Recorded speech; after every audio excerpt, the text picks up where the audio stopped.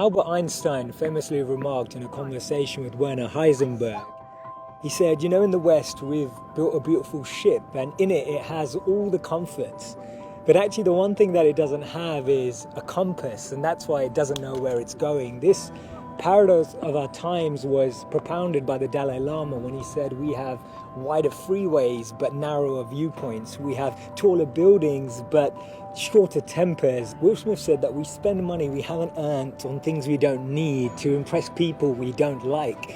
And it's phenomenal how the same technology that brings us close to those who are far away takes us far away from the people that are actually close. 30 billion WhatsApp messages are sent per day, but 48% of people say that they feel lonelier in general.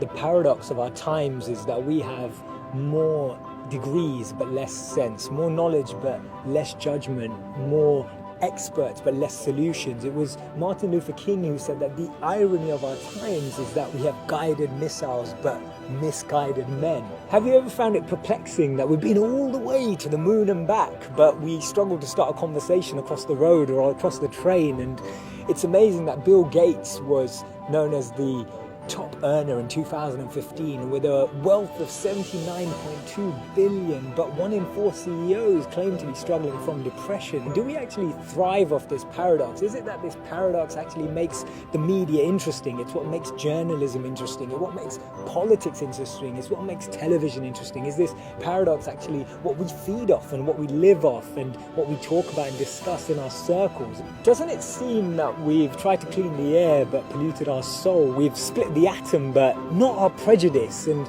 we're aiming for higher incomes but we have lower morals. So I'm hearing you ask, how do we bring a change? How do we dissect this paradox that exists in our lives? And it starts by us, each of us, pressing pause, pressing reset, and then pressing play again, taking a moment to become more conscious, taking a moment to become more aware, taking a moment to really reflect on the consequence, the implications of a misplaced word, of an unnecessary argument that we all know we didn't need to have, or to speak to someone just slightly differently, in a different tone, in a different voice, in a different empathy, with a different perspective, just to really connect with people on a different level. This thinking out loud started from Albert Einstein, and I'll track back to him when he actually said that the problems we have today can't be solved with the same thinking we used when we once created them. So actually we need to research alternative teachings. We need to dig into those ancient books of wisdom. We need to go back to understanding if there's anything written in those creased pages of time that can actually reveal more knowledge and more wisdom of how we can transform our experience of life today. Otherwise, this paradox means that every step forward we take, we're taking 3 backwards every time.